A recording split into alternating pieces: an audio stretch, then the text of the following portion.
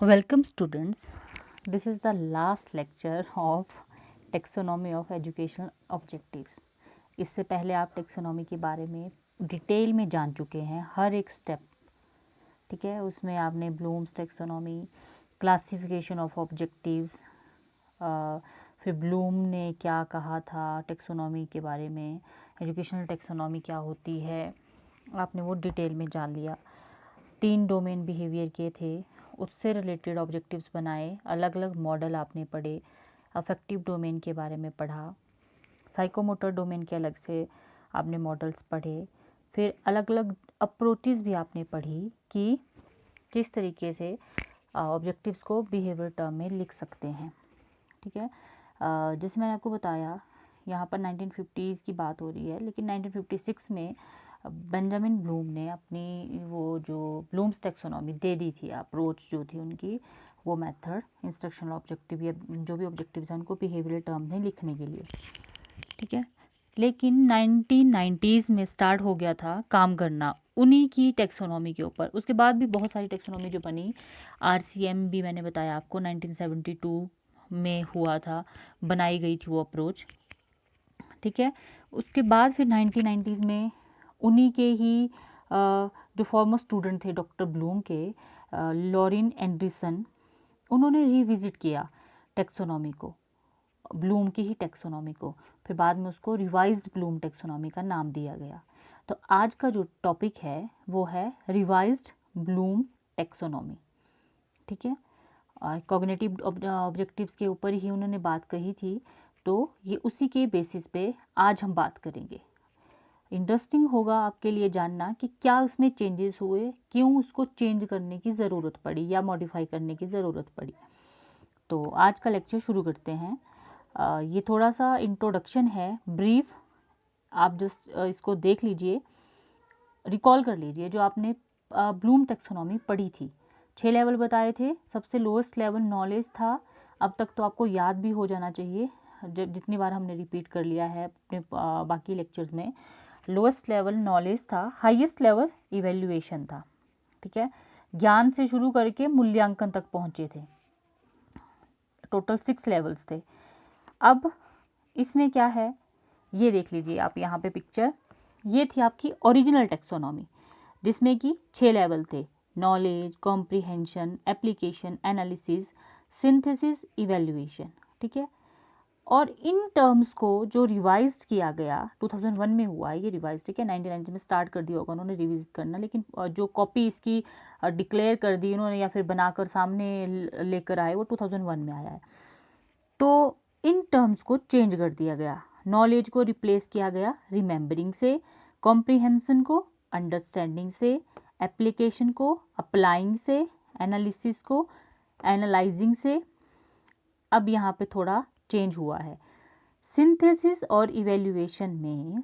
जो इवेल्युएशन है, पहले तो पुरानी जो टेक्सोनॉमी थी वो हाईएस्ट थी, है ना, ठीक है। तो यहाँ पे सिंथेसिस के को चेंज कर दिया गया है इवेल्युएटिंग से, और इवेल्युएशन की जगह अब लास्ट लेवल आया है क्रिएटिंग, ठीक है, ठीक है। अब ये एक बार आप देख लीजिए इसको ध्यान से कि कौन कौन सी टर्म को रिप्लेस कर दिया गया है। अब इनको समझते हैं डिटेल में कि क्या इसका अर्थ है। अब ये जो चेंज क्या हुआ है, एक तो आपने ये देख लिया कि इसकी टर्म्स चेंज कर दी गई हैं। 6 जो मेजर कैटेगरीज थी, पहले इनको नाउन कहा जाता था, ठीक है, अब इनको वर्ब फॉर्म में कर दिया गया। ये देख लीजिए, वर्ब फॉर्म, नाउन, इवेल्युएशन एक नाउन की तरह है, क्रिएटिंग या फिर यहाँ पे देखिए आप एप्लीकेशन नाउन की तरह है, अप्लाइंग कर रहे हैं क्रिया की तरह इसको कर दिया है, वर्ब फॉर्म में कर दिया है इसको, क्रिया की तरह कर रहे हैं, ठीक है। तो नाउन टू वर्ब फॉर्म, पहला चेंज ये था। इसमें अब ये कहा है कि ये जो टेक्सोनॉमी है ज़्यादा स्ट्रेस किसके ऊपर दे रही है, थिंकिंग के ऊपर। और ये कहा जा रहा है थिंकिंग जो है एक एक्टिव प्रोसेस है, इसीलिए वर्ब जो हैं वो ज़्यादा एक्यूरेट हैं एज कंपेयर टू नाउन, ठीक है। अब इस बात को आप समझेंगे कि नाउन और वर्ब में डिफरेंस होता है, इसीलिए एनालिसिस से एनालाइजिंग कर दिया, एप्लीकेशन से अप्लाइंग कर दिया, अब वहाँ पे कर रहे हैं वो, ठीक है, वर्ब फॉर्म में लेकर जा रहे हैं उसको। जो सब कैटेगरीज हैं 6 मेजर कैटेगरीज की, वो भी क्या कर दिया, उनको भी रिप्लेस कर दिया गया वर्ब की फॉर्म में, ठीक है। और इसमें क्या है, इसमें ये कहा गया है कि knowledge is a category not a process, ठीक है। रिवाइज जो टेक्सोनॉमी थी उसमें क्या किया गया, जो नॉलेज वर्ड है उसको रिमेम्बरिंग से रिप्लेस कर दिया गया, जो आपने देख लिया है। और यहाँ पर कॉम्प्रिहेंशन को अंडरस्टैंडिंग के साथ और सिंथेसिस को रीनेम कर दिया है क्रिएटिंग के साथ। ये कुछ इंपॉर्टेंट पॉइंट थे जो जिनको चेंज किया गया, ये टर्मिनोलॉजी जो चेंज हुई है। अब ये चेंज क्यों किए, ताकि आसानी हो इसको अप्लाई करने के लिए स्कूल्स में ऑल लेवल पे, और इजी टूल बन सके ये प्लानिंग करने के लिए, teaching and assessment of learning outcomes के लिए, आकलन करने के लिए ये इजी टूल के रूप में हम इसको यूज़ कर सकें और लार्जर ऑडियंस के लिए भी यूज़फुल हो, इसीलिए इसको चेंज किया गया। अब डिटेल में और समझो इस बात को। जब आपने ब्लूम्स की टेक्सोनॉमी पढ़ी थी उसमें मैंने आपको 3 लेवल बताए थे। लोएस्ट लेवल में नॉलेज था, हाईएस्ट लेवल में इवेल्युएशन था, मिडल लेवल में आपका एप्लीकेशन पार्ट था, ठीक है। तो इसी तरह अब ये बात, इस जो टेक्सोनॉमी में हम बात करेंगे, इन्होंने मेन फोकस किया है थिंकिंग के ऊपर, ठीक है। थिंकिंग के ऊपर ज़्यादा स्ट्रेस दिया है। अब यहाँ कौन कौन सी वर्ब्स को यूज़ किया गया है, ठीक है। वहाँ पे कौन सी थी, नाउन थी ना, अब यहाँ पे वर्ब यूज़ की गई है, इन्होंने किया है। लोएस्ट में है रिमेम्बरिंग, रिमेम्बरिंग में रिकॉलिंग, इंफॉर्मेशन, वही सारा आएगा, लेकिन रिकॉल की जगह रिकॉलिंग, रिकॉग्नाइज की जगह रिकॉग्नाइजिंग। मैंने कहा ना कि जो आपकी वर्ब्स होंगी सब कैटेगरीज की, उनको भी रिप्लेस कर दिया गया है नाउन टू वर्ब, ठीक है। तो इस तरीके से recalling, listening, describing, retrieving, naming, finding. Second आता है अंडरस्टैंडिंग। जो आपने रिकॉल कर लिया उसको एक्सप्लेन भी कर पाएंगे, उन आइडियाज़ को, कॉन्सेप्ट को इंटरप्रेट कर पाएंगे अपनी लैंग्वेज में, या फिर क्लासीफाई करेंगे, एक्सप्लेनिंग भी, उनकी एक्सप्लेनेशन भी दे पाएंगे आप, ठीक है। और थर्ड में फिर अप्लाई करने के लिए सारे स्टेप्स आ जाएंगे। फोर्थ आता है आपका एनालाइज करना, उसको इन्फॉर्मेशन को ब्रेक डाउन करना ताकि उसकी डीपर अंडरस्टैंडिंग आपको हो सके, उसकी रिलेशनशिप क्या है बाकी फैक्ट्स के साथ वो भी आपको समझ आ सके। नेक्स्ट आता है जस्टिफाइंग अ डिसीजन, इवेल्युएटिंग में आएगा ये, जस्टिफाइंग अ डिसीजन और course of action, checking, hypothesis, कल्पना भी करेंगे आप, क्रिटिक करेंगे, क्रिटिसाइज करेंगे, उस चीज़ को देखेंगे, क्रिटिकली समझेंगे उसको। क्रिटिकल थिंकिंग आपने पढ़ा है, उसमें आपने जैसे जाना था कि किसी भी बात को आप डायरेक्ट नहीं मान लेंगे, उसके लिए क्रिटिकल थिंकिंग आप अप्लाई करेंगे। नेक्स्ट आता है क्रिएटिंग। अब इस टेक्सोनॉमी में हाईएस्ट जो लेवल रहेगा, रिवाइज टेक्सोनॉमी है, हाईएस्ट लेवल इसमें आएगा क्रिएटिंग। क्रिएट क्या करेंगे आप, नए नए आइडियाज़ को जनरेट करेंगे। हायर ऑर्डर थिंकिंग का है ये पार्ट, एनालाइजिंग, इवेल्युएटिंग और क्रिएटिंग। इसमें नए नए आइडियाज़ को जनरेट करेंगे, प्रोडक्ट्स बनाएंगे, यानी कि अपनी थिंकिंग पे, अंडरस्टैंडिंग के बेसिस पे आप इंडिपेंडेंटली अपनी एजुकेशन को आगे ले जाएंगे, उसको यूज़ करेंगे और उससे आइडियाज़ को जनरेट करेंगे, ठीक है।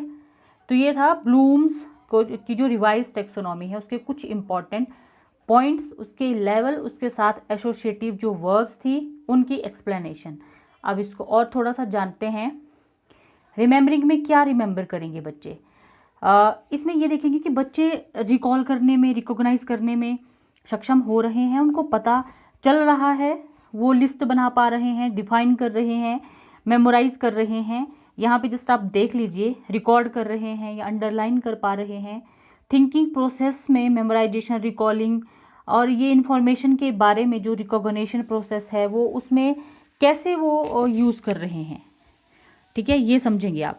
अब इनकी असेसमेंट कैसे करेंगे, क्विज, आप क्विज कंडक्ट कर सकते हैं, कोई डेफिनेशन रिकॉल करने को बोल सकते हो, या फिर कोई workbook, vocabulary, concept map of topic, इस तरीके से एक्टिविटीज़ दे सकते हो असेसमेंट के लिए, इस तरीके से असेस भी उनको कर सकते हैं। अंडरस्टैंडिंग सेकेंड लेवल, इसमें एक्सप्लेन, इंटरप्रेट, रीस्टेट कैसे करेंगे, कैसे सेलेक्ट करेंगे, ट्रांसलेट कैसे करेंगे, उनकी अंडरस्टैंडिंग कितनी हुई है वो जानने के लिए, इसके असेसमेंट के लिए आप बोल देंगे कि क्लास को रिपोर्ट करो, कुछ अपने शब्दों में लिख के दिखाओ, एक फ्लो चार्ट तैयार करो, या फिर डिटेल इसकी डिस्क्रिप्शन दो, एक्सप्लेनेशन दो इसके मेन आइडिया के बारे में। इस तरीके से असेस कर पाएंगे उसको। नेक्स्ट है आपका अप्लाइंग। अप्लाइंग में आएगा कि स्टूडेंट ने जो लर्न किया है उसको वो यूज़ कर पा रहा है, ट्रांसलेट कर पा रहा है, या फिर न्यू सिचुएशन में, न्यू कॉन्टेक्स्ट में जो लर्न की हुई उसकी एजुकेशन जो है वो यूज़ कर रहा है या नहीं कर रहा है, ये इसमें चेक करेंगे। ठीक है, और इसको डेमोस्ट्रेशन से या फिर सिमुलेशन से बोल देंगे कि अच्छा आपने इस तरीके से लर्न किया है, रोल प्ले करके दिखाओ, ऐसा सेम करके दिखाओ, जर्नल में, इंटरव्यू में, डायरी परफॉर्मेंस, इस तरीके से असेस कर पाएंगे। उनका ये थर्ड लेवल जो रहेगा। नेक्स्ट आता है एनालाइजिंग। एनालाइजिंग में स्टूडेंट्स क्या डिफरेंट जो पार्ट्स हैं उनका डिफरेंस बताने में सक्षम हो पाएगा या नहीं हो पाएगा, ये एनालाइज करेंगे।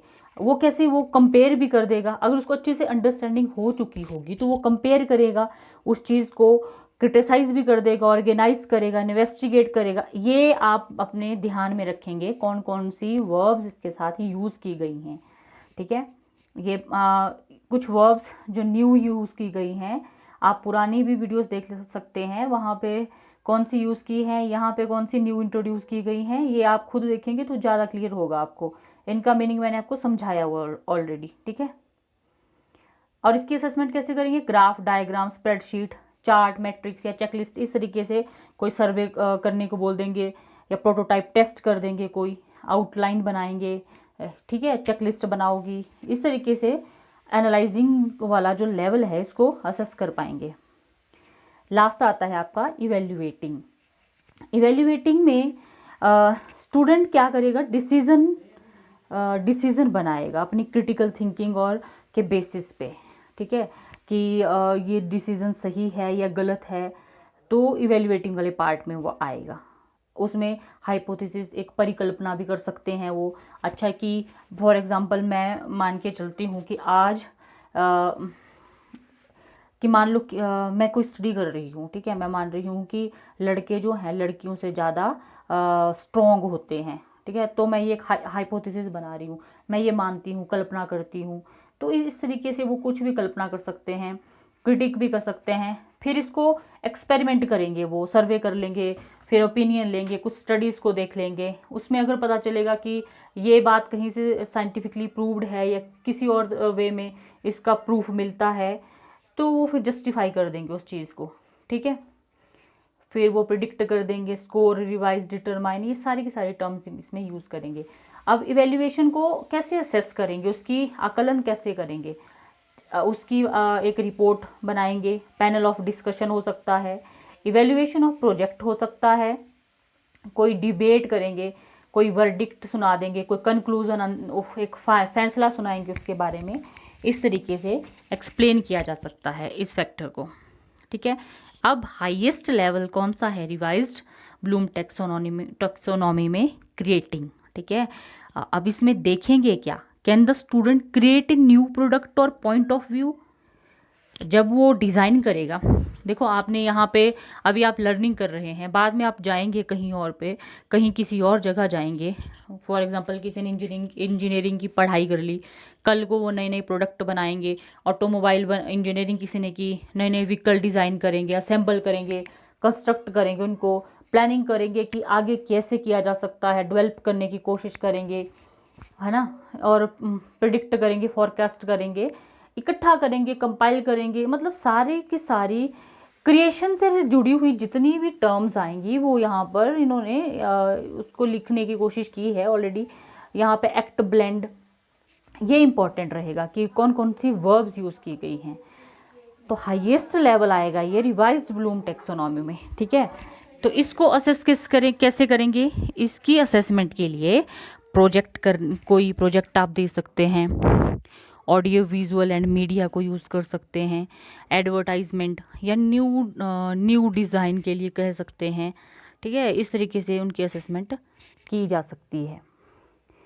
तो ये था ब्लूम्स टेक्सोनॉमी जो रिवाइज की गई है। अब इसको एक समअप कर देते हैं, समअप इसका टोटल। इसमें कुछ टर्म जो हैं, मेनली नॉलेज को रिप्लेस किया गया है रिमेंबरिंग से, और सिंथेसिस को रिप्लेस किया गया है इवेल्युएटिंग से, और जो एक नया जो ऐड किया गया है वो क्रिएटिंग ऐड किया गया है इवेल्युएटिंग के जगह पे, ठीक है। और highest level, lower level thinking पे इन्होंने ज़्यादा स्ट्रेस दिया है, ठीक है। और नाउन को चेंज किया है वर्ब के साथ। रिमेंबरिंग, अंडरस्टैंडिंग लोअर लेवल है ये, और applying lower level of thinking है ये। और किस चीज़ के लिए यूज़ किया जाता है ये? स्टूडेंट की प्रिपरेशन को इवेलुएट करने के लिए, उनकी कॉन्सेप्ट की अंडरस्टैंडिंग जानने के लिए, और उनकी डायग्नोज करने के लिए स्ट्रेंथ और वीकनेस की कितना उन कौन सा स्टूडेंट कितना किस सब्जेक्ट में वीक है और किस में वो ज़्यादा स्ट्रॉन्ग है, ठीक है। Revision and summary of topics, जो उसने लर्न की हुई है चीज़ें, उनका रिवीजन करने के लिए और उनकी समरी को समझने के लिए, ये आते हैं लोअर लेवल थिंकिंग में। अब हायर ऑर्डर थिंकिंग कौन सी होती है? Complex applications, analysis, evaluation and creation, ठीक है। तो ये यूज़ किए जाते हैं critical thinking, analysis, problem solving skill, discussion and debate के लिए, और प्रेजेंटेशन रिसर्च के लिए। तो ये लेवल इसमें भी डिफ्रेंशिएट कर दिए गए हैं, हायर ऑर्डर और लोअर ऑर्डर जो लेवल की जो थिंकिंग होती है, lower level thinking and lower order thinking, ठीक है। तो ये था ब्लूम्स की जो रिवाइज्ड टेक्सोनॉमी थी उसके बारे में। आई होप आपको समझ आया होगा। कहीं पे भी कोई डाउट होता है तो प्लीज़ आप मुझसे पूछ सकते हैं कमेंट सेक्शन में। Thank you, have a nice time.